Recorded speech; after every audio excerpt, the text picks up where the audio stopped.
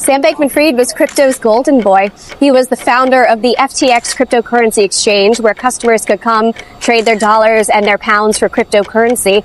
And he assured those customers, as his FTX crypto exchange was collapsing, that their money was safe. But when customers went to withdraw their funds in November 2022, the funds were not there.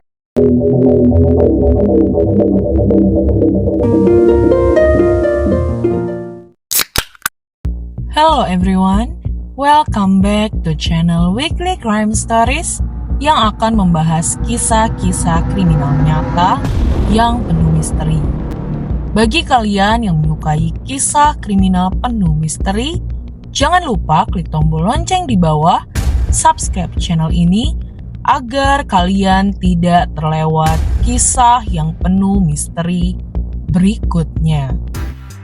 Sam Bankman-Fried adalah cerita tentang kebangkitan dan kejatuhan yang luar biasa dari sebuah kisah ambisi, penipuan, dan kegagalan besar. Sam lahir dalam keluarga akademisi di California. Sam sudah dikenal jenius dalam matematika sejak kecil. Setelah berprestasi di sekolah, Sam melanjutkan ke Massachusetts Institute of Technology (MIT), di mana dia mengambil jurusan fisika dan matematika. Saat dia di MIT, Sam mulai tertarik dengan dunia cryptocurrency, bidang yang waktu itu baru berkembang dan menjanjikan banyak keuntungan. Karir awal Sam dimulai di Jane Street, sebuah firma trading di New York. Di sana dia belajar tentang arbitrase, membeli pasar yang harganya lebih rendah dan menjualnya di pasar yang harganya lebih tinggi. Namun, tidak lama kemudian, Sam melihat potensi besar di pasar kripto dan meninggalkan Jane Street untuk memulai perusahaannya sendiri. Lalu pada tahun 2017, dia mendirikan Alameda Research, sebuah firma trading kripto yang memanfaatkan peluang arbitrase, terutama di pasar negara-negara seperti Jepang dan Korea Selatan. Pada tahun 2019, Sam mendirikan FTX, sebuah platform pertukaran cryptocurrency. FTX menawarkan produk-produk baru seperti derivatif kripto dan token leverage yang membuatnya cepat terkenal di dunia kripto yang sedang booming. Berkat kampanye iklan besar-besaran dan kerjasama dengan selebriti terkenal, FTX dengan cepat menjadi salah satu platform kripto terbesar di dunia.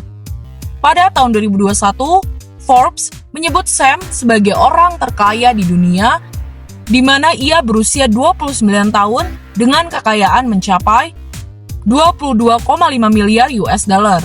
Namun, di balik kesuksesan tersebut, Sam menyimpan rahasia besar. Meski FTX terlihat sukses, Sam diam-diam menggunakan dana nasabah untuk mendanai gaya hidup mewahnya dan menutupi kerugian perusahaannya, Alameda Research.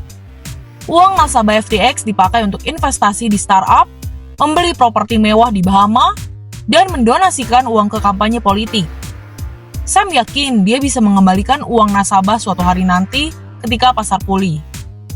Namun tetapi, pada tahun 2022, pasar kripto mulai jatuh dan rumor beredar bahwa FTX dalam masalah keuangan. Dan pada November tahun 2022, terjadi kepanikan besar. Para nasabah mulai menarik uang dalam jumlah yang besar dengan kecepatan 120 juta dolar per jam. FTX tidak bisa memenuhi permintaan ini dan menghentikan penarikan dana. Tidak lama kemudian, Sam menyerahkan kendali perusahaan yang akhirnya mengajukan kebangkrutan. Lebih dari 8 miliar US dollar uang nasabah hilang, serta ribuan orang kehilangan akses ke akun mereka serta tabungan mereka.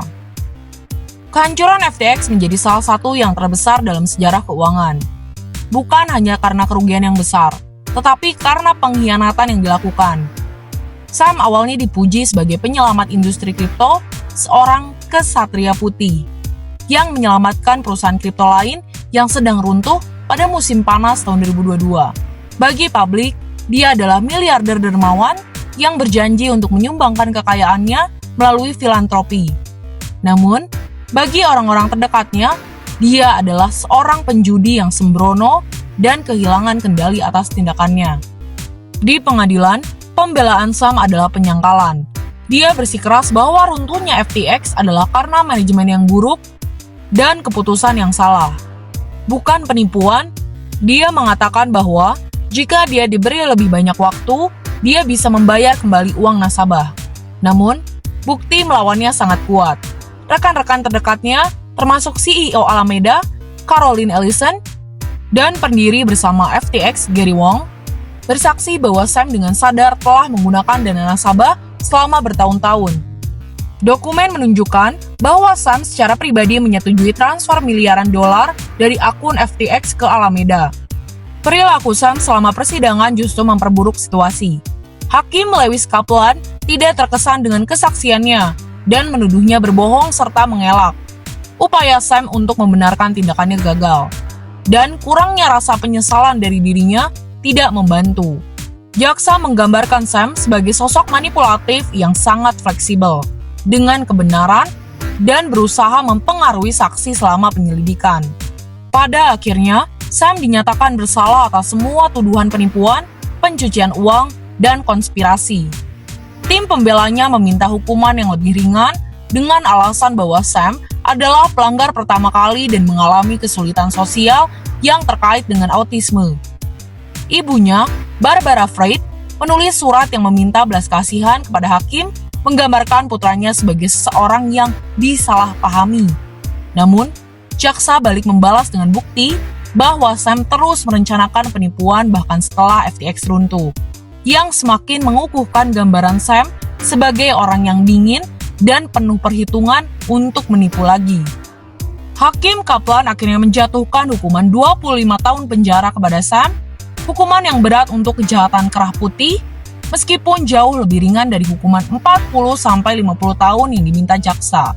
Kaplan membenarkan hukumannya dengan menyatakan bahwa skala penipuan yang dilakukan Sam sangat besar, dan bahwa Sam masih berpotensi membahayakan di masa depan. Hakim menyebut Sam sebagai risiko bagi masyarakat. Meskipun Sam akan menjalani hukuman penjara, dampak dari tindakannya masih terus dirasakan. Ribuan mantan nasabah FTX masih menunggu pengembalian dana mereka, dan banyak dari mereka yang mengalami kehancuran finansial. Sunil Kufari yang kehilangan 2,1 juta US dollar akibat runtuhnya FTX, memberikan kesaksian selama hukuman Sam tentang dampak yang ditimbulkan. Dia berbicara tentang bunuh diri yang terjadi setelah skandal ini, tentang keluarga yang hancur karena kerugian finansial. Kesaksiannya mengingatkan kita bahwa tindakan Sam bukan tanpa korban. Sementara Sam menjalani hukuman penjara, dunia kripto harus menghadapi kerusakan jangka panjang yang ditinggalkan oleh penipuannya. Berikut adalah kisah Sam, sang kesatria putih yang sukses dalam waktu yang lumayan singkat. Namun, di balik itu, dia menipu nasabahnya yang mendapat kerugian besar. Apabila memang kalian ingin belajar tentang dunia kripto, sebaiknya berpikir ulang, karena hal seperti ini bisa terjadi dimanapun. Pahami tentang siklus dan konsep perusahaan tersebut, dan juga harus dipikirkan dengan matang. Ketika kerugiannya, karena akan berakibat fatal seperti ini jika tidak berhati-hati. Bagi kalian yang menyukai kisah kriminal misteri seperti ini, jangan lupa dibantu like, komen, share, serta subscribe channel ini. Dan untuk penonton setia Weekly Crime Stories, serta komentator setia, terima kasih karena telah membantu Weekly Crime Stories menjadi lebih baik lagi. Terima kasih